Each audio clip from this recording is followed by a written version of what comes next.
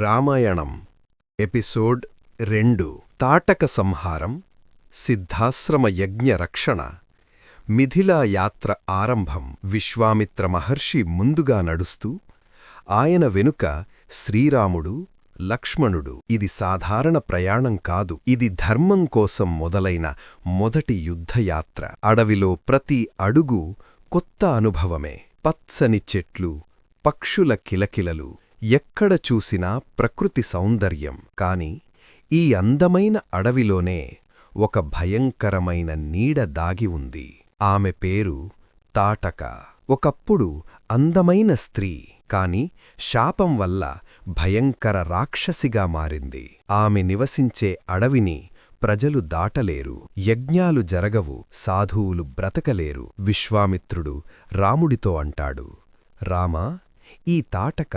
ధర్మానికి శత్రువు ఈ అడవిని ఆమె శాపం నుంచి విముక్తం చెయ్యాలి ఇక్కడ లింగం ముఖ్యం కాదు రామా ఇక్కడ అధర్మం ముఖ్యం అధర్మం ఏ రూపంలో ఉన్నా సంహరించాల్సిందే రాముడి కళ్లలో నిర్ణయం మెరుస్తుంది తాటక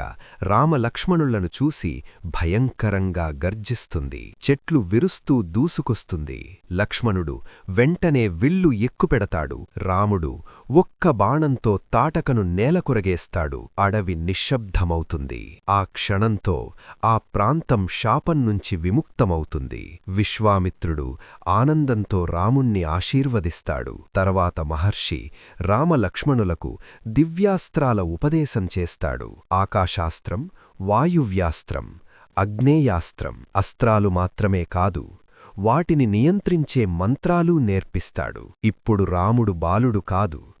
ధర్మయోధుడు వారు చేరుకుంటారు సిద్ధాశ్రమం అక్కడ విశ్వామిత్రుడు మహాయజ్ఞం ప్రారంభిస్తాడు 3 రోజులపాటు రామలక్ష్మణులు కాపలా 3వ రోజు ఆకాశం చీకటవుతుంది రాక్షసులు వచ్చేస్తారు మారీచుడు సుబాహుడు భీకర గర్జనతో యజ్ఞవేదికపై దాడి లక్ష్మణుడు రాక్షససేనను ఎదుర్కొంటాడు రాముడు మారీచుడిపై